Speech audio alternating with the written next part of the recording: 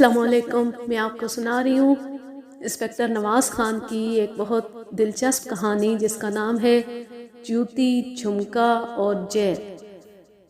کرن کمار بولا، رگھو ناتھ کو آپ سے جھوٹ بولنا پڑا ہے، ورنہ حقیقت وہی ہے جو آپ نے بتائی ہے. ون مالا اغوا ہو چکی ہے اور اس وقت خانہ بدوشوں کے قبضے میں ہے. یہ ایک سنسنی خیز انکشاف تھا. آپ کو یہ بات کب معلوم ہوئی؟ پچھلے اتوار کو. وہ بدھ کو گم ہوئی تھی اور اسی روز ہمیں اندازہ ہو گیا تھا کہ اس کے ساتھ کوئی حادثہ پیش آ چکا ہے، لیکن ہم اس خبر کو عام نہیں کرنا چاہتے تھے. اسٹوڈیو میں اور اسٹوڈیو سے باہر ونمالا کے کئی حاسد اور بدخواہ موجود ہیں. ہمیں ڈر تھا اور اب بھی ہے کہ وہ سکینڈل بنائیں گے اور بات کو کہاں سے کہاں پہنچا دیں گے. لہٰذا ہم نے بہانہ تراشا کہ ونمالا کچھ دنوں کے لیے آرام کرنے چلی گئی ہے اور اس کی ہدایت ہے کہ کسی کو اس کے بارے میں نہ بتایا جائے. دوسری طرف ہم بے پناہ پریشانی کے عالم میں اسے تلاش کر رہے تھے. آخر اتوار کے روز ونمالا کی سہیلی آشا نے یہ انکشاف کیا کہ ونمالا بدھ کے روز چندی گڑھ کی آؤٹ ڈور شوٹنگ سے واپس آتے ہوئے جالندھر میں رک گئی تھی. انہوں نے جالندھر کے گولڈن سٹار ہوٹل میں قیام کیا اور یہیں پر ونمالا سے وہ سنگین غلطی ہو گئی جس کے لیے اب اسے اور ہم سب کو پچھتانا پڑ رہا ہے. نواز صاحب، میں نے آپ پر اعتماد کیا ہے، اس لیے اب کچھ بھی آپ سے چھپانا نہیں چاہتا. کیونکہ بندے پر اعتماد کیا جاتا ہے یا بالکل نہیں کیا جاتا. حقیقت یہی ہے کہ ونمالا ایک بے حد غیر ذمہ دار لڑکی ہے. لاؤبالی پن بہت ہے. موڈی ایسی ہے کہ کئی بار بغیر کسی وجہ کے شوٹنگ پیک اپ کرا دیتی ہے اور فلم ساز باں باں کرتے رہ جاتے ہیں. اس کی سہیلی آشا نے جو کچھ بتایا ہے اس سے پتہ چلا ہے کہ جالندھر میں بھی اس نے ایک ایسی حرکت کی. آپ کے قصبے جے پور میں اس کا کوئی پرستار دیوندر نامی رہتا ہے. پتہ نہیں کون گھسیارا ہے. وہ ترنگ میں آ کر اس سے ملنے نکل کھڑی ہوئی. اس کے پاس شوٹنگ کے بہت سے لباس تھے جن میں ایک سانسی لڑکی کا لباس بھی تھا. اس نے یہ لباس پہن لیا. لباس کے ساتھ جوتی نہیں تھی، لہٰذا اسے اپنی ماڈرن جوتی ہی پہننا پڑی. پھر اس نے ڈرائیور کو ہوٹل میں ہی چھوڑا اور گاڑی لے کر جے پور پہنچ گئی. آشا بھی اس کے ساتھ تھی. ایک جگہ گاڑی سے اتر گئی اور آشا سے کہنے لگی کہ وہ صبح 4 بجے اسی جگہ آ کر اسے لے جائے. آشا اس کے مزاج کو سمجھتی تھی. اسے معلوم تھا اب روکنے ٹوکنے سے کچھ نہیں ہوگا، اسے جو کرنا ہے کر کے رہے گی. وہ ہوٹل میں واپس چلی گئی اور مقررہ وقت پر دوبارہ قصبے کی طرف روانہ ہوئی. لیکن راستے میں گاڑی کا ٹائر پنکچر ہو گیا اور اسے موقع پر پہنچتے پہنچتے آدھے پونے گھنٹے کی تاخیر ہو گئی. ونمالا وہاں کہیں نہیں تھی. آشا کچھ دیر انتظار کرتی رہی، پھر اندھیرا چھٹنے سے پہلے قصبے سے واپس آ گئی. وہ سخت پریشان تھی. ہوٹل پہنچ کر آشا نے ونمالا کے ڈرائیور کو تمام صورتحال بتائی. انہوں نے فیصلہ کیا کہ وہ دونوں فی الحال ونمالا کے بارے میں خاموش رہیں گے، لیکن پھر جب 4 روز گزرنے کے باوجود ونمالا کا کوئی کھوج نہیں ملا تو آشا نے سب کچھ ہمیں بتا دیا. میں نے کہا، کرن کمار صاحب، ابھی آپ نے بتایا ہے کہ ونمالا خانہ بدوشوں کے پاس ہے. آپ کو یہ بات کیسے معلوم ہوئی؟ ہمیں کل ایک خط ملا ہے جی. یہ خط کسی سترام جا نامی شخص کی طرف سے ہے. اس نے خود کو سانسی قبیلے کا مکھیا بتایا ہے. اس نے لکھا ہے کہ ونمالا کچھ خطرناک لوگوں کے ہاتھ میں ہے اور وہ اسے لے کر چندی گڑھ کے ذخیروں کی طرف چلے گئے ہیں. ذخیرے یعنی جنگل. اس کے علاوہ یہ مخلصانہ مشورہ بھی ہے کہ اگر ہم نے پولیس کو بیچ میں، سترام جا نے ہمارا ہمدرد بن کر لکھا ہے کہ وہ ہمارا اور اغوا کرنے والوں کا معاملہ کرا سکتا ہے. اس کے علاوہ یہ مخلصانہ مشورہ بھی ہے کہ اگر ہم نے پولیس کو بیچ میں لانے کی کوشش کی تو لڑکی کا کچھ بھی ہاتھ نہیں آئے گا. لہٰذا ہم یہ معاملہ تھانے کچہری سے باہر ہی طے کر لیں. میں نے دل ہی دل میں سترام جا کو گالی دی. اس کی دیدہ دلیریاں حد سے بڑھتی جا رہی تھی۔ صاف ظاہر تھا کہ لڑکی سترام جا کے پاس ہی ہے، لیکن اسے کسی محفوظ مقام پر رکھا گیا ہے اور اب وارثوں سے سودے بازی کی جا رہی ہے۔ پھر آپ لوگوں نے کیا جواب دیا؟ جواب ہم کیا دیتے؟ ہم خود وہاں گئے جالندھر میں سترام جا کے ڈیرے پر۔ میں رگھو ناتھ اور ایک فلمساز بھائیا جی تھے۔ سترام جا نے کہا کہ اس کی حیثیت تو معاملہ کرانے والے کی ہے، نہ اسے یہ معلوم ہے کہ مخفیہ کہاں ہے اور نہ یہ پتہ ہے کہ اغوا کرنے والے کب اور کہاں اس سے رابطہ قائم کریں گے۔ ہمارے پوچھنے پر سترام جا نے بتایا کہ ونمالا پہلے چنگڑ قبیلے کے پاس تھی۔ ہیرا نامی ایک شخص نے اپنی عورت دے کر ان سے ونمالا حاصل کر لی اور اپنے 2 ساتھیوں کے ہمراہ اسے لے کر دریا کے کنارے ذخیرے میں جا چھپائے۔ اب ہیرے کا کوئی پتہ ٹھکانہ نہیں۔ اس نے خط لکھنے کو کہا تھا، میں نے لکھ دیا۔ جو آپ کا جواب ہے وہ مجھے بتا دیں۔ جب وہ مجھ سے رابطہ قائم کرے گا میں اسے آپ کا جواب بتا دوں گا۔ میں کرن کمار کی زبانی سترام جا کی دلیریوں کا سن کر حیران ہو رہا تھا۔ ساری دنیا جانتی تھی کہ ہیرا سترام کا سگا بھائی ہے اور وہی کام کرتا ہے جس میں سترام کی مرضی شامل ہوتی ہے، لیکن سترام مخفیہ کے وارثوں کو بتا رہا تھا کہ ہیرا پتہ نہیں کون ہے اور کہاں رہتا ہے۔ آپ لوگ سترام کے پاس کب گئے تھے؟ یہ 3 روز پہلے کا واقعہ ہے اور اس کے بعد سے وہ مسلسل انتظار کر رہے ہیں، لیکن سترام جا کی طرف سے کوئی رابطہ قائم نہیں کیا گیا۔ سترام جا کا بھیجا ہوا خط کہاں ہے؟ وہ رگھو ناتھ کے پاس ہے، لیکن میں نہیں چاہتا کہ آپ اس سلسلے میں رگھو ناتھ سے کوئی بھی بات کریں۔ وہ پولیس کو بیچ میں لانے کا سخت مخالف ہے۔ میرا اپنا بھی یہی خیال تھا، لیکن معلوم نہیں کیوں آپ سے مل کر مجھے محسوس ہوا کہ آپ میری مدد کر سکتے ہیں۔ میری منت ہے کہ فی الحال یہ بات آپ میرے اور اپنے درمیان رکھیں۔ ٹھیک ہے کرن کمار صاحب، جیسے آپ کی مرضی۔ میں اب واپس جالندھر جا رہا ہوں۔ باقی آپ کو میری طرف سے پریشان ہونے کی ضرورت نہیں۔ میں خود بھی اس معاملے میں کسی طرح کی جلد بازی کرنا نہیں چاہتا۔ اس سے نہ صرف آپ کی بدنامی ہوگی بلکہ لڑکی کی جان بھی جا سکتی ہے۔ کرن کمار جلدی اقرار میں سر ہلانے لگا۔ بالکل ٹھیک، آپ بالکل ٹھیک کہہ رہے۔ میں دل ہی دل میں مسکرا دیا۔ شریف اور غیر شریف شخص میں یہی فرق ہوتا ہے۔ ونمالا کسی عزت مند کی بیٹی ہوتی تو وہ ایک ایک پل عذاب کی طرح کاٹتا۔ اس کی آرزو ہوتی کہ اس کی بیٹی بے آبرو ہونے سے پہلے مر جائے یا لٹیروں کے چنگل سے نکل آئے، لیکن یہاں راوی چین ہی چین لکھ رہا تھا۔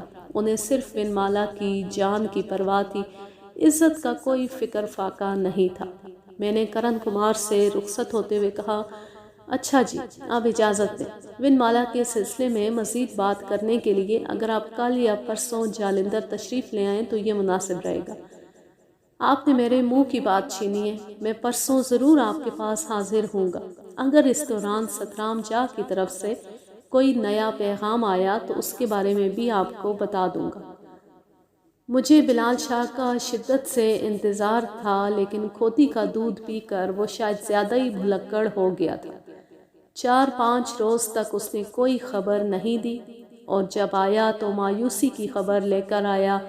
کوشش کے باوجود وہ ونمالا کے بارے میں کچھ بھی معلوم نہیں کر سکا تھا۔ اس کا کہنا تھا کہ ونمالا کم از کم سترام والے ڈیرے پر موجود نہیں۔ جیسا کہ میں نے بتایا ہے، روہی کے ساتھ ساتھ سانسیوں کے 3-4 ڈیرے تھے۔ ممکن تھا اسے کسی اور ڈیرے پر رکھا گیا اور یہ بھی امکان تھا کہ وہ کسی دوسری محفوظ جگہ پہنچا دی گئی ہو۔ میں نے بلال شاہ سے درخواست کی کہ وہ سونا تھوڑا سا کم کر دے، آنکھیں کھلی رکھے اور ونمالا کے بارے میں جیسے ہی کوئی اطلاع ملے میرے پاس چلا آئے۔ وہ جل کر بولا، اطلاع ملے گی تو تب ہے نا، میں نے خود تو اطلاع نہیں بن جانا۔ ابلے ہوئے شلجم کھا کھا کر پہلے ہی سر پولا ہو گیا میرا، اوپر سے 4 میل کھیتوں میں پیدل چل کر یہاں آنا پڑتا ہے۔ یقین کریں یہاں تک آتے آتے آدھی جان رہ جاتی ہے۔ بھائی یہ بات تو میں بھی مانتا ہوں، بڑی ہمت ہے تمہاری ان ٹانگوں کی، ہر وقت اتنا بھاری بوجھ اٹھائے پھرتی ہیں۔ 25-30 سیر کی تو تمہاری توند ہوگی۔ 25-30 سے بھی زیادہ ہوگی۔ وہ روانی میں کہہ گیا۔ پھر اس نے گھور کر مجھے دیکھا۔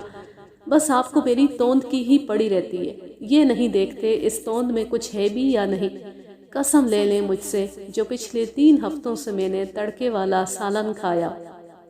میں نے اسی وقت نوجوان سنتری کو ہدایت کی کہ وہ 2 گرما گرم چرخے لے آئے، اپنی عمر کے اور بلال شاہ کے سائز کے، 7 تندوری نان اور ادرڑکے کا جگ بھی ہو۔ یہ آرڈر سن کر بلال شاہ کی باچھیں کھلیں اور کھلتی چلی گئیں۔ بلال شاہ کو تو کھلا پلا کر میں نے واپس سانسیوں کے ڈیرے پر بھیج دیا اور خود ونمالا کے چچا کرن کمار کا انتظار کرنے لگا۔ مجھے لاہور سے آئے 4 روز ہو چکے تھے، لیکن وہ ابھی تک نہیں آیا تھا۔ کل تو سارا دن بارش ہوتی رہی تھی۔ میرا خیال تھا کہ شاید آج آ جائے۔ وہ اس روز دوپہر کو جے پور پہنچا۔ میں اسے لے کر سیدھا گھر آ گیا۔ وہ آج کچھ پریشان سا تھا۔ میں نے اسے چائے وغیرہ پلائی۔ وہ مجھے اپنے بارے میں بتانے لگا۔ عرصہ 5 سال سے وہ کراچی میں رہ رہا تھا۔ وہاں کسی میمن کی فرم میں ملازمت کرتا تھا۔ بس کبھی کبھار یتیم بھتیجی سے ملنے لاہور آتا تھا۔ ونمالا کی ماں یعنی کرن کمار کی بھاوج رشتے میں اس کی خالہ بھی تھی۔ بھاوج اور بھتیجی دونوں رگھو ناتھ پر بے حد اعتماد کرتی تھی، اور بعض لوگوں کو تو یہی پتا تھا کہ رگھو ناتھ ونمالا کا باپ ہے۔ کرن کمار جب بھی لاہور آیا 1-2 روز کے لیے آیا۔ اس مختصر وقت میں کسی شخص کے بارے میں کوئی واضح رائے قائم نہیں کی جا سکتی۔ کرن کمار کا یہی خیال تھا کہ رگھو ناتھ ایک مخلص شخص ہے۔ وہ ونمالا جیسی غیر ذمہ دار لڑکی کو قدم قدم پر رہنمائی فراہم کر رہا ہے اور اپنا سہارا دے کر اسے ترقی کے زینے پر چڑھا رہا ہے۔ لیکن اب لاہور میں چند دن رہنے کے بعد اسے یہ احساس ہو رہا تھا کہ رگھو ناتھ اتنا مخلص شخص نہیں جتنا نظر آتا ہے۔ اس کا میل جول قابل رشک لوگوں سے نہیں تھا، اور وہ خود بھی کچھ بد عادتوں کا شکار تھا۔ یہی وجوہات تھیں جن کی بنا پر کرن کمار نے مجھ سے رابطہ قائم کیا تھا اور میری مدد چاہی تھی۔ میں اور کرن کمار کافی دیر سر جوڑ کر بیٹھے رہے۔ میں نے کرن کمار کو خانہ بدوشوں کے بارے میں ہر اونچ نیچ سمجھائی اور اسے بتایا کہ ونمالا کو ان لوگوں سے برآمد کرنے کے لیے ہمیں کیا کرنا ہوگا۔ کرن کمار خود بھی یہی چاہتا تھا کہ یہ کام بے حد رازداری سے ہو۔ اس نے بتایا کہ فلموں کی ایک ایکٹریس ونمالا کی رقیب نمبر 1 ہے۔ اس نے ونمالا سے علیحدہ ہی اپنا ایک دھڑا بنا رکھا ہے، اور یہ دھڑا ونمالا کو نیچا دکھانے کا کوئی موقع ہاتھ سے نہیں جانے دیتا۔ اب ونمالا نے خود ہی اپنی بے وقوفی سے ان لوگوں کو ایک سنہری موقع فراہم کر دیا ہے۔ یہ موقع ان لوگوں کے ہاتھ لگ گیا تو وہ زبردست تماشا بنا دیں گے۔ میں نے کرن کمار کو بتایا کہ میرے 1-2 مخبر خانہ بدوشوں کے ڈیرے میں موجود ہیں۔ جو ہی انہوں نے کوئی کھوج لگایا اور ہمیں ونمالا کا ٹھکانہ معلوم ہوا، ہم اس کو مکھن کے بال کی طرح وہاں سے نکال لیں گے۔ کرن کمار نے کہا، میں نے ابھی کراچی جانے کا ارادہ ترک کر دیا ہے۔ میں یہیں بھابھی کے پاس رہوں گا۔ 1-2 روز تک سترام کا کوئی پیغام نہ آیا تو ہم پھر اس کے ڈیرے پر جائیں گے۔ میں آپ لوگوں کی طرف سے کسی اچھی خبر کا منتظر رہوں گا۔ کرن کمار بولا، میں بھی آپ کی طرف سے کسی اچھی خبر کا انتظار کروں گا۔ لیکن پھر یوں ہوا کہ نہ میں کرن کمار کو کوئی اچھی خبر دے سکا اور نہ وہ کوئی اہم اطلاع پہنچا سکا۔ پورے 8 روز گزر گئے۔ ونمالا کا کہیں سراغ نہیں ملا۔ سترام جا کے ڈیرے کی طرف سے تو میں بے فکر تھا، وہاں بلال شاہ موجود تھا۔ ونمالا ڈیرے پر لائی جاتی تو بلال شاہ کی عقابی نگاہوں سے چھپی نہ رہتی۔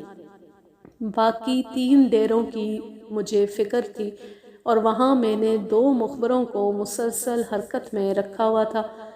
ان میں سے ایک تو وہی حوالدار انت سنگھ تھا جو اس سے پہلے سترام جا کے ڈیرے پر موجود تھا، جبکہ دوسرا سانسیوں کے اندر سے ہی تھا۔ یہ ایک چرسی تھا جو بھرے ہوئے سگریٹ کے لالچ میں ڈیروں کی باتیں ہمیں بتا جاتا تھا۔ 8 دنوں میں ان دونوں مخبروں نے مجھ سے کم از کم 6 دفعہ ملاقات کی، لیکن وہ کوئی کام کی بات نہیں بتا سکے۔ 9ویں روز مجھے قتل کے کیس کے سلسلے میں سرگودا جانا پڑ گیا۔ یہاں دو پارٹیوں میں آراضی کا ایک لمبا تنازع چلا ہوا تھا۔ قاتل بھاگ کر ٹبی رکھ سرکار میں روپوش ہو چکا تھا۔ علاقے کے لوگ سر تاپا احتجاج بنے ہوئے تھے۔ مجھے اس معاملے سے نبڑتے قریباً 1.5 ہفتہ لگ گیا۔ واپس جالندھر پہنچ کر میں نے سب انسپکٹر سے سب سے پہلے ونمالا کیس کے بارے میں پوچھا۔ وہ مایوسی کے ساتھ نفی میں سر ہلانے لگا۔ اس نے بتایا کہ ابھی تک کوئی کھوج نہیں ملا۔ اس نے ونمالا کے چچا کرن کمار کے بارے میں بتایا۔ کرن کمار ہفتے کے روز یہاں آیا تھا۔ بہت پریشان دکھائی دیتا تھا۔ کہتا تھا ونمالا کی ماں پر خشی کے دورے پڑ رہے ہیں۔ وہ اور رگھو ناتھ سترام جا کے پاس بھی گئے تھے۔ سترام جا نے انہیں کوئی حوصلہ افزا جواب نہیں دیا۔ اس نے کہا ہے کہ اغوا کرنے والوں نے اس سے دوبارہ رابطہ نہیں کیا۔ یہ باتیں سن کر میرا پیمانہ صبر لبریز ہو گیا۔ میں نے فیصلہ کیا کہ اب سترام جا اور اس کے مشٹنڈے بھائی کو زیادہ ڈھیل نہیں دوں گا۔ انہوں نے جو بھی سانپ نکالنا ہے نکال لیں۔ لیکن پھر اسی رات حالات نے ایک بالکل نئی کروٹ لی۔ میری ملاقات بلال شاہ سے ہوئی اور اس ملاقات میں وہ گفتگو ہوئی جس کا میں نے تصور بھی نہیں کیا تھا۔ بلال شاہ کے کردار کا یہ رخ میرے لیے بالکل نیا تھا، یقیناً آپ کے لیے بھی نیا ہوگا۔ بلال شاہ رات قریباً 11 بجے میرے گھر پہنچا۔ وہ حسب معمول کمبل میں لپٹا ہوا تھا۔ اس کا ستا ہوا چہرہ دیکھ کر میں سمجھ گیا کہ وہ آج بھی کوئی کام کی خبر نہیں لایا۔ بہرحال وہ کافی دیر دور سے پیدل چل کر آ رہا تھا اور بقول اس کے ابلے شلجم کھا کھا کر اس کا سر پولا ہو چکا تھا۔ میں نے ملازم کو آواز دی اور وہ فٹافٹ بلال شاہ کے لیے گرم دودھ کا کنگ سائز گلاس لے آیا۔ بالائی والا دودھ دیکھ کر بلال شاہ کی آنکھوں میں مسرت انگیز چمک آ جایا کرتی تھی، لیکن آج کی آنکھیں بجھی بجھی رہیں۔ وہ سخت دل گرفتہ نظر آ رہا تھا۔ کیا بات ہے بلال شاہ، خیر تو ہے؟ خیر ہی ہے جناب۔ تو پھر دودھ پیو، یہاں دودھ پلائی کا کوئی چکر نہیں ہے۔ اس نے گلاس اٹھا کر منہ سے لگایا اور 1-2 گھونٹ لے کر نیچے رکھ دیا۔ بولا، ہاں صاحب، آج پہلی بار آپ کا منگوایا ہوا دودھ مجھے کڑوا لگا ہے۔ لگتا ہے حلق سے لے کر سینے تک سب کڑوا ہے۔ کیا بات ہے، آج بڑی داناؤں والی باتیں کر رہے ہو۔ ہاں صاحب، آج میرے سر پر ایک بڑا بوجھ ہے، لگتا ہے کوئی بڑی گٹھڑی اٹھا رکھی ہے۔ میں نے دراصل ہاں کہو۔ ہاں صاحب، دراصل میں نے آپ سے ایک جھوٹ بولا ہے اور ایسا زندگی میں پہلی بار ہوا ہے۔ کیسا جھوٹ؟ ونمالا سترام جا کے ڈیرے پر ہے۔ میں اس کے بارے میں جانتا بھی تھا، پھر بھی آپ سے چھپائے رکھا۔ مجھے اپنے کانوں پر یقین نہیں آیا۔ بلال شاہ اور مجھے دھوکے میں رکھے، یہ کیسے ہو سکتا تھا؟ پچھلے 1 ماہ سے ہم ونمالا کی تلاش میں ہلکان ہو رہے تھے اور اب بلال شاہ کہہ رہا تھا کہ اسے ونمالا کے بارے میں سب معلوم ہے۔ کیا تم نے اسے خود دیکھا ہے؟ نہ صرف دیکھا ہے بلکہ میں اسے کھانا پہنچا کر بھی آتا رہا ہوں۔ میرا دماغ چکرا رہا تھا۔ بلال شاہ، مجھے یقین نہیں آ رہا کہ تم نے مجھ سے یہ اہم خبر چھپائی ہے۔ اگر چھپائی ہے تو میں سمجھتا ہوں ضرور اس کی کوئی بڑی وجہ ہوگی۔ یہی تو دکھ ہے جی، ایسی کوئی بڑی وجہ بھی نہیں تھی، بس سمجھیں کہ عقل پر پردہ سا پڑ گیا تھا۔ سچ ہے ہاں صاحب، خوبصورت عورت بڑی شے ہوتی ہے، بڑوں کے مان توڑ دیتی ہے۔ اب میری طرف دیکھ لیں، میرے جیسا عورت بیزار بندہ بھی چند دنوں کے لیے جھلا ہو گیا تھا۔ اب یہ جھلا پانی یہ ہے نا کہ میں نے سب کچھ جانتے بوجھتے اس کی بات مان لی اور آپ سے اصلیت چھپانے پر تیار ہو گیا۔ بلال شاہ اپنے آپ سے سخت ناراض نظر آ رہا تھا۔ اس ناراضگی نے اس کے چہرے کو گہری سنجیدگی میں ڈھانپ رکھا تھا۔ بلال شاہ، تمہاری بات میرے پلے نہیں پڑ رہی، مجھے شروع سے بتاؤ کیا واقعہ ہے؟ ونمالا کہاں ہے اور تم کہاں ملے تھے اس سے؟ بلال شاہ نے ایک نظر کمرے کے بند دروازے کی طرف دیکھا اور گہری سانس لے کر بولا، سانسیوں اور چنگڑوں نے جب دونوں لڑکیوں کو عدل بدل کیا تھا تو مجھے کچھ پتا نہیں تھا کہ ونمالا کہاں ہے، لیکن تیسرے چوتھے روز مجھے معلوم ہو گیا۔ سترام جا نے مجھے سائیکل پر شہر بھیجا اور وہاں سے ہوٹل کا پکا پکایا کھانا منگوایا۔ پھر اس نے مجھے ایک دوسرے سانسی کے ساتھ پرانے پل کی طرف بھیج دیا آپ کو پتہ ہوگا پرانے پل کے قریب نیچے کی طرف جہاں بھٹوں والے مٹی نکالتے ہیں ایک خستہ حال مقبرہ سا ہے۔ اس مقبرے کے پیچھے پکے احاطے میں ایک سرنگ ہے، 100-150 فٹ لمبی۔ یہ سرنگ اب بند ہو چکی ہے اور جو تھوڑا سا حصہ باقی ہے اس میں کوئی جھانکنے کی جرت بھی نہیں کرتا۔ ون مالا اس وقت چار سانسی پہرے داروں کے ساتھ اسی سرنگ میں موجود ہے۔ میں پوری توجہ سے بلال شاہ کی بات سن رہا تھا۔ اس نے گفتگو جاری رکھتے ہوئے کہا، ہم رات کے وقت کھانا لے کر اس سرنگ میں پہنچے۔ وہاں لالٹین جل رہی تھی اور ایک خوبصورت لڑکی سانسیوں والے لباس میں ایک مسلح پر بیٹھی تھی۔ اس کے ہاتھ پاؤں ڈوری سے بندھے ہوئے تھے اور بال بکھرے ہوئے تھے۔ سترام جا کا چھوٹا بھائی ہیرا بھی وہاں موجود تھا۔ لڑکی اس کی طرف سہمی ہوئی نظروں سے دیکھ رہی تھی۔ ہیرے نے مجھ سے کہا کہ میں لڑکی کے ہاتھ کھول دوں۔ میں نے اس کی ہدایت پر عمل کیا۔ ہیرے نے لڑکی کو گالی دے کر کہا کہ اب وہ کھانا کھا لے، یہ اس کا شہری کھانا ہے۔ یہ ون مالا سے میری پہلی ملاقات تھی۔ میں جلد از جلد آپ تک پہنچ کر اطلاع دینا چاہتا تھا، لیکن اس رات تیز بارش شروع ہو گئی اور مجھے پہرے دار سانسیوں کے ساتھ مقبرے میں ہی رکنا پڑا۔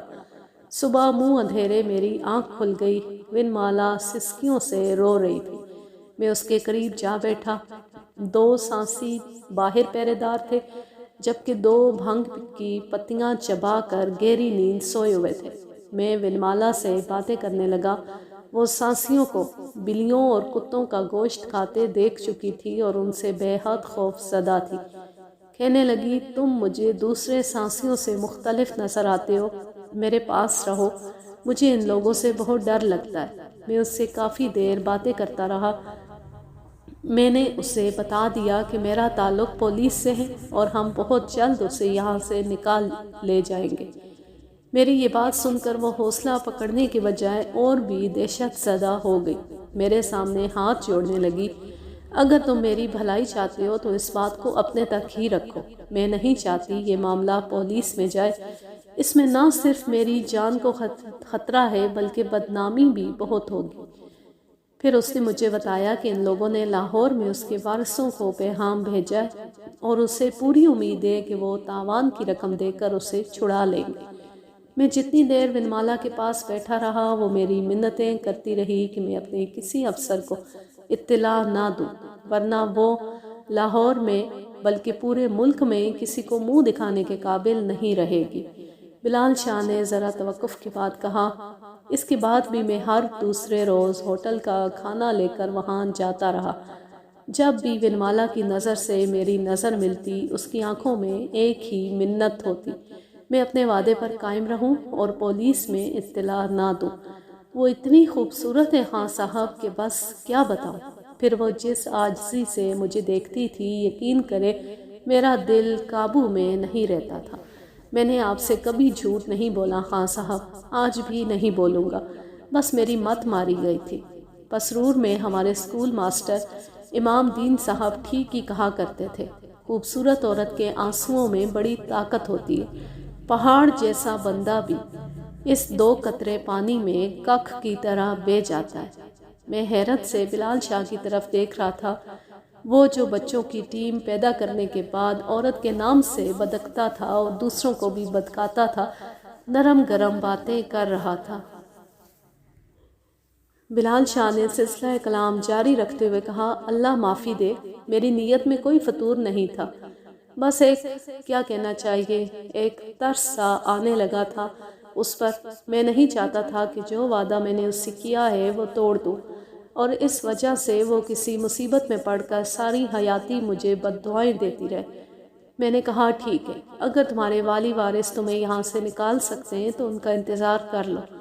وہ بولی، زیادہ انتظار نہیں کرنا پڑے گا، میرا خیال ہے آج کل میں میرے والد ان بدماشوں سے معاملہ طے کر لیں گے۔ بس جی، وہ انتظار کرنے لگی اور اب تک انتظار کر رہی ہے۔ پورے 25 دن ہو گئے، مجھ سے تو اس کی حالت دیکھی نہیں جاتی جی، سوکھ کر کانٹا ہو گئی ہے، دیوار سے ٹیک لگائے ہر وقت سرنگ کے دروازے کی طرف دیکھتی رہتی ہے۔ میں جب اندر جاتا ہوں بے اختیار کھڑی ہو جاتی ہے کہ شاید میں اس کے لیے کوئی اچھی خبر لایا ہوں۔ پرسوں ہیرے نے اسے بری طرح ڈرایا دھمکایا۔ یہ واقعہ میرے سامنے ہوا تھا۔ ہیرے نے اسے بالوں سے پکڑ کر جھنجھوڑا اور بولا، تیرے باپ کو تیری جان کی نہیں اپنے پیسوں کی فکر ہے، وہ اپنے پیسے بچانا چاہتا ہے، بس اب تیار ہو جا، ہمارا دل خوش کرنے کے لیے بھی اور مرنے کے لیے بھی۔ پرسوں ونمالا نے باپ کے نام ایک اور خط لکھ کر بھیجا ہے اور اس سے کہا ہے کہ وہ پیسوں کی پرواہ نہ کرے، اس کی جان بچائے۔ 50,000 روپیہ پھر بھی کمایا جا سکے گا، لیکن اسے اغوا کرنے والے اسے زیادہ مہلت نہیں دیں گے۔ اس خط کا انجام بھی پہلے خطوں سے مختلف نہیں ہوا تھا، بلکہ اس خط کا تو رگھو ناتھ کی طرف سے کوئی جواب بھی نہیں آیا۔ اب ہیرا وغیرہ بالکل مایوس ہو چکے اور وہ اپنی ساری مایوسی ونمالا پر اتاریں گے۔ مجھے یقین ہے وہ اس کا برا حشر کریں گے، اور یہ بھی ہو سکتا ہے کہ جان سے ہی مار ڈالیں۔ وہ کل سے بلک بلک کر رو رہی ہے۔ آج میں دوپہر کو کھانا لے کر وہاں پہنچا تو پچھلے 2 روز کا کھانا بھی اسی طرح پڑا تھا۔ وہ گٹھڑی بنی بیٹھی تھی، قریبی تاجا اور موتی کلہاڑیوں سے مسلح پہرا دے رہے تھے۔ میں نے سرگوشی میں کہا، ابھی اور انتظار کرو گی یا اجازت ہے مجھے؟ وہ پھوٹ پھوٹ کر رو پڑی اور گھٹی گھٹی ہچکیوں کے درمیان بولی، مجھے بچاؤ، مجھے بچاؤ، میں مرنا نہیں چاہتی۔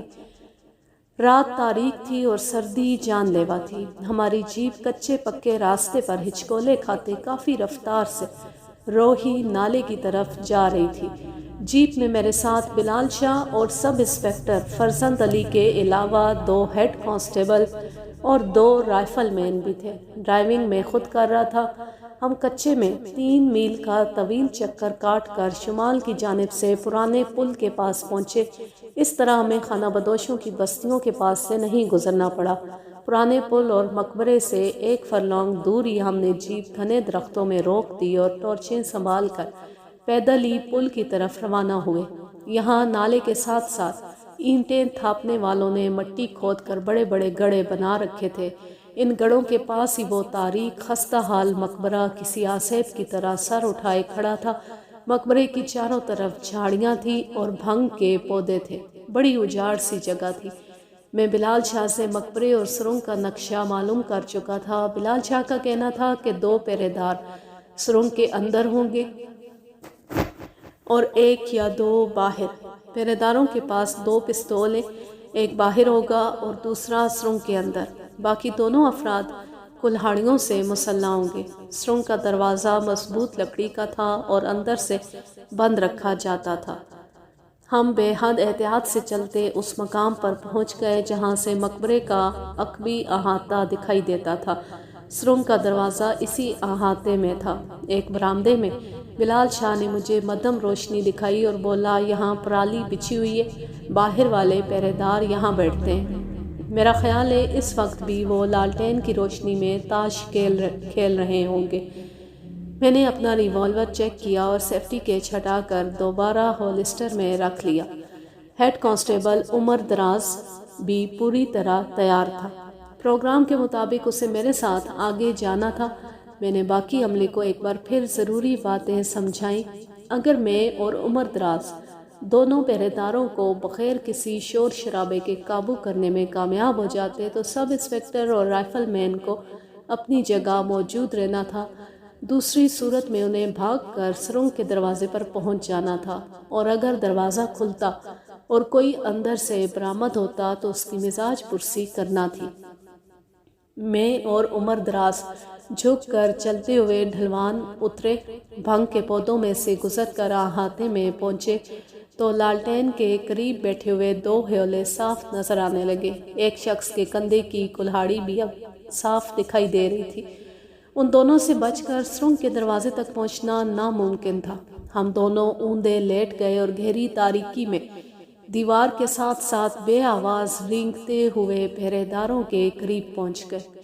یہ بڑے سنسنی خیز لمحات تھے۔ ہم دونوں کی ہی نہیں، ونمالا کی زندگی بھی داؤ پر لگی ہوئی تھی۔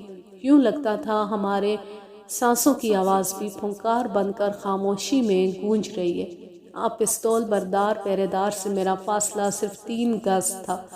اس کے کندھے پر ہولسٹر مجھے صاف نظر آ رہا تھا۔ بلال شاہ کے اندازے کے عین مطابق دونوں پہرے دار تاش کھیلنے میں مصروف تھے۔ اس کے ساتھ ساتھ وہ ریوڑیاں بھی کھا رہے تھے۔ خاموشی میں کڑ کڑ کی آواز دور تک گونج رہی تھی۔ وہ اس بات سے قطعی بے خبر تھے کہ قانون کا ہاتھ ان کے اس قدر قریب پہنچ چکا ہے۔ اچانک میں اپنی جگہ سے اٹھا اور 2 قدم بھاگ کر پستول پر دھار شخص پر جا پڑا۔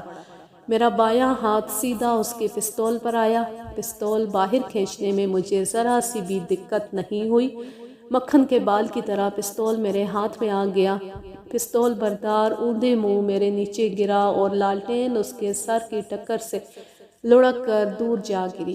میرا دوسرا ہاتھ مد مقابل کے منہ پر آیا تھا۔ اس سے پہلے کہ وہ ہوشیار ہو کر چیخ بلند کرتا، میں نے بے رحمی سے اس کا سر دیوار سے ٹکرا دیا۔ اس کے بند منہ سے گھٹی گھٹی آواز نکلی اور میری گرفت میں اس نے ہاتھ پاؤں ڈھیلے چھوڑ دیے۔ دوسری طرف ہیڈ کانسٹیبل عمر دراز نے بھی اپنے شکار پر بڑی کامیابی سے قابو پایا تھا۔ عمر دراز خاصا زوراور تھا۔ اندھیرے میں اچانک برآمد ہو کر اس نے اپنے مد مقابل کی گردن دبوچ لی تھی اور دوسرے ہاتھ سے اس کا منہ ڈھانپ لیا تھا۔ میں نے دیکھا دبلا پتلا پہرے دار عمر دراز کی گرفت میں چڑیا کی طرح پھڑ پھڑا رہا ہے۔ میرا مد مقابل سر پر آنے والی شدید چوٹ سے بے ہوش ہو چکا تھا، لہٰذا میں نے اسے اللہ کے سپرد کر کے اس کے پستول کی نال دوسرے پہرے دار کی پیشانی سے لگا دی۔ میرا مقصد اسے خاموش رکھنا تھا، لیکن لالٹین کے لڑکنے سے جو آواز پیدا ہوئی تھی اسے نظر انداز نہیں کیا جا سکتا تھا۔ اس بات کو سمجھتے ہوئے سب انسپکٹر فرزند علی اور سکھ رائفل مین بھاگ کر سرنگ کے دروازے پر پہنچ گئے۔ ان کے وہاں پہنچتے ہی دروازہ جھٹکے سے کھلا۔ ایک بھاری بھرکم آواز آئی، اوئے کیا ہوا ہے تاجے؟ یہ سترام جا کا بھائی ہیرا تھا۔ سکھ سپاہی نے رائفل کا بٹ گھما کر اس کی گردن پر مارا۔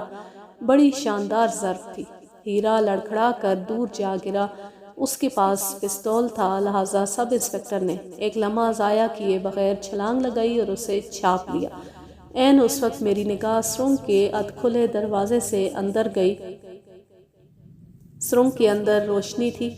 اس روشنی میں ایک سایہ سا دروازے کے پاس آیا اور پھر غلیظ گالیاں بکتا ہوا واپس اندر بھاگا۔ میرے ذہن میں خطرے کی گھنٹی بجی۔ چھٹی اس نے پکار کر کہا، ونمالا کی جان خطرے میں ہے۔ میں نے سانسی کا پستول عمر دراز کو تھمایا اور خود اپنا ریوالور نکال کر سرنگ کی طرف بھاگا۔ سرنگ میں قریباً 20 قدم آگے 8-10 زینے تھے۔ زینے اترتے ہی مجھے بائیں جانب بہت سا کاٹ کباڑ نظر آیا۔ دروازے سے بھاگنے والا سایہ اسی کاٹ کباڑ کے پیچھے روپوش ہوا تھا۔ میں نے بھاگتے بھاگتے 2 ہوائی فائر کیے اور چیخ کر کہا، خبردار! میرے یہ ہوائی فائر ونمالا کی زندگی بچا گئے۔ چوتھا سانسی جو ونمالا کو قتل کرنے کے لیے اس کے سر پر پہنچ چکا تھا، ایک لمحے کے لیے ٹھٹکا اور اس دوران میری تیسری گولی نے اس کے سینے پر بوسہ دے دیا۔ یہ موت کا بوسہ تھا۔ وہ اپنی چمکدار پھل والی کلہاڑی سمیت پشت کے بل ونمالا کے پاس گرا۔ ونمالا چیخ کر دیوار کے ساتھ جا لگی۔ اس کی پھٹی ہوئی نظریں کبھی مجھے دیکھتی تھیں اور کبھی سانسی کے سینے پر ابلتے ہوئے خون کو۔ وہ بہت کمزور ہو چکی تھی، رنگ زرد تھا اور بال بکھرے ہوئے۔ اس خستہ حلیے کے باوجود اس کے اندر سے خوبصورتی جھانک رہی تھی۔ وہ زیادہ دیر سانسی کو اپنے سامنے مرتے ہوئے نہ دیکھ سکی۔ اس نے ایک طویل آہ کھینچی اور لہرا کر فرش پر گری۔ وہ بے ہوش ہو چکی تھی۔ میں نے اس کا سر پختہ فرش پر ٹکرانے سے پہلے ہاتھوں پر روک لیا۔ سترام جا کا برادر حقیقی ہیرا گرفتار ہوا۔ یوں جوتی اور جھمکے سے شروع ہونے والی کہانی جیل کے رخ پر چل پڑی۔ مرنے والا سانسی بھی سترام جا کا ایک قریبی عزیز تھا۔ سترام جا خود روپوش ہو گیا۔ اس کمبخت نے بر وقت خطرہ تاڑ لیا تھا اور ڈیرا چھوڑ کر چلا گیا تھا۔ بعد میں اس نے اپنی ضمانت کروا لی۔ دلچسپ اور حیران کن بات یہ تھی کہ ونمالا کے برآمد ہوتی اس کا سرپرست اعلیٰ رگھو ناتھ منظر سے غائب ہو گیا۔ کوشش کے باوجود اس کا کچھ پتہ نہیں چلا۔ اسے قریباً 2 ماہ بعد کراچی کے ایک 3rd کلاس ہوٹل سے گرفتار کیا گیا۔ وہ بیرون ملک فرار ہونے کی کوشش میں تھا۔ در حقیقت یہ شخص ونمالا کی آستین کا سانپ تھا۔ ونمالا اس پر بے پناہ اعتماد کرتی تھی اور اس کی موجودگی میں ونمالا نے خود کو بے فکر اور آزاد کر رکھا تھا۔ ونمالا کی والدہ بھی رگھو ناتھ پر مکمل بھروسہ کرتی تھی۔ آمدن اور لین دین کا سارا حساب رگھو ناتھ کے پاس تھا۔ اس نے مختلف بینکوں میں 2-3 اکاؤنٹ کھلوا رکھے تھے۔ ونمالا کا قریباً 80,000 روپیہ ان اکاؤنٹس میں جمع تھا۔ یہ سن 1946 کے لگ بھگ بہت بڑی رقم تھی، لیکن ونمالا بے خبر تھی کہ اس رقم کا بہت بڑا حصہ رگھو ناتھ اپنے اللوں تللوں میں اڑا چکا ہے۔ اس کے علاوہ نہایت خاموشی کے ساتھ وہ 50-60 ہزار کی پراپرٹی بھی ہضم کر چکا تھا۔ دیکھا جاتا تو خود کو مالدار سمجھنے والی ونمالا کے پاس ایک رہائشی مکان اور 10-15 ہزار روپے بینک بیلنس کے سوا اور کچھ بھی نہیں تھا۔ اس صورتحال میں رگھو ناتھ تاوان کی ادائیگی کہاں سے کرتا؟ اس نے یہی بہتر سمجھا کہ اس معاملے کو سلجھانے کے بجائے بگاڑ دے، اغوا کرنے والوں کو اس طرح زج کرے کہ وہ بھڑک کر ونمالا کا قصہ ہی تمام کر دیں۔ یوں اس کے سارے کرتوتوں پر پردہ پڑا رہ جاتا اور وہ بینک بیلنس کی بچی کھچی رقم بھی لے کر بھاگ جاتا۔ یہی وجہ تھی کہ اس نے کرن کمار اور ونمالا کی ماں کو تمام حالات سے بے خبر رکھا اور سانسیوں کے پیغامات وصول کر کر کے پھاڑتا رہا، یہاں تک کہ ونمالا موت کے دہانے پر پہنچ گئی۔ ونمالا کو اپنی بھول کی بڑی کڑی سزا ملی تھی۔ وہ واقعی ایک سیلانی لڑکی تھی، لوگوں کو حیران کر کے اسے مزہ آتا تھا۔ یہی مزہ لینے کے لیے وہ سانسی لڑکی کا روپ دھار کر اپنے ایک ایسے پرستار کے پاس پہنچ گئی جو تصور بھی نہ کر سکتا تھا کہ فلمی سکرین پر چمکنے والی شہزادی ایک روز اس کی باہوں میں آ سکتی ہے۔ اپنے پرستار کو حیران کرنے کے بعد وہ خود ایک بہت بڑی حیرانی کا شکار ہو گئی۔ ایک دم اس پر مصیبتوں کے پہاڑ ٹوٹ پڑے۔ چنگڑ خانہ بدوشوں نے اسے اغوا کر لیا۔ ونمالا نے سوچا کہ اگر اغوا کرنے والوں پر اس کی اصلیت ظاہر ہو گئی تو ہر طرف بدنامی کے جھنڈے لگ جائیں گے، اخباروں میں سرخیاں جم جائیں گی۔ لہٰذا وہ خاموش رہی اور خود کو ایک معمولی عورت ظاہر کرتی رہی۔ اچھی اداکارہ تو وہ تھی ہی، اس نے اپنی بول چال سے خود کو سانسی ثابت کر دیا۔ اس کے لباس میں اپنے پرستار دیوندر پروانہ کا لکھا ہوا ایک خط بھی تھا۔ راز فاش ہونے کے خوف سے اس نے یہ خط جھونپڑے کے کچے فرش میں دبا دیا، جہاں سے بعد ازاں وہ میرے ہاتھ لگ گیا۔ چنگڑوں کے ڈیرے پر اسے بدسلوکی کا شکار بھی ہونا پڑا، لیکن وہ ہر ستم خاموشی سے سہ گئی۔ چند روز بعد چنگڑوں نے اپنی عورت کے بدلے اسے سانسیوں کے سپرد کر دیا۔ سانسیوں میں سے ایک خرانٹ شخص ونمالا کو بطور ایکٹریس پہچان چکا تھا اور اس نے سترام جاہ کو سمجھا دیا تھا کہ یہ کوئی معمولی مخفیہ نہیں، سونے کی پوٹلی ہے۔ سترام جاہ وغیرہ اس سونے کی پوٹلی کو مقبرے کی اجاڑ سرنگ میں لے گئے اور اس کے وارثوں سے پیغام رسانی شروع کر دی۔ بعد کے واقعات آپ جانتی ہیں۔ ونمالا یہ خبر چھپانا چاہتی تھی، لیکن یہ پھیل کر رہی۔ ہر جگہ اس کے اغوا کے چرچے ہوئے۔ بیان کرنے والوں نے بڑھا چڑھا کر اس قصے کو سنایا اور سننے والوں نے خصوصی دلچسپی سے سنا۔ ایک امیر کبیر نامور لڑکی نے اپنی راہ چلتے چلتے خواہ مخواہ پنگا لیا تھا اور لوفروں چور اچکوں میں جا پھنسی تھی۔ ویسے وہ تھی واقعی بہت خوبصورت۔ بلال شاہ اکثر اس کا نام لے کر آہ بھرا کرتا تھا۔ مجھے یہ بھی معلوم ہوا تھا کہ وہ اکثر اس کی فلم دیکھنے جاتا ہے۔ پھر ایک روز تو میں سچ مچ حیران ہو گیا۔ سب انسپکٹر فرزند علی کی زبانی مجھے پتا چلا کہ لاہور سے ایک بندہ بلال شاہ کا پتہ پوچھتے پوچھتے آیا تھا۔ بلال شاہ کو فلم ایکٹریس ونمالا دیوی نے لاہور بلایا ہے، وہ اس سے ملنا چاہتی ہے اور اس کی مہربانیوں کا شکریہ ادا کرنا چاہتی ہے۔ بلال شاہ نے اس بندے کو کہلا بھیجا کہ وہ نہیں آ سکتا۔ اس واقعے کے بعد بھی ونمالا کے چند پیغامات بلال شاہ کے لیے آئے، لیکن ایسے معاملوں میں بلال شاہ بڑا نر آدمی تھا۔ وہ ایسا گرا پڑا نہیں تھا کہ شکریہ ادا کروانے کے لیے بھاگا بھاگا لاہور چلا جاتا۔ اس کا کہنا تھا کہ وہ اتنی مشہور ہے تو خود یہاں آ جائے۔ ونمالا ایک بار جے پور آنے کا مزہ چکھ چکی تھی، لہٰذا وہ جے پور نہیں آئی، نہ ہی کبھی بلال شاہ اس سے ملنے گیا۔ بے شمار دوسرے واقعات کی طرح یہ واقعہ بھی ماضی کی گرد میں دب گیا، لیکن میں جانتا تھا اور آج بھی جانتا ہوں کہ بلال شاہ کے دل میں ونمالا کے لیے ایک خاص جگہ پیدا ہو گئی تھی اور وہ اکثر اسے یاد کیا کرتا تھا۔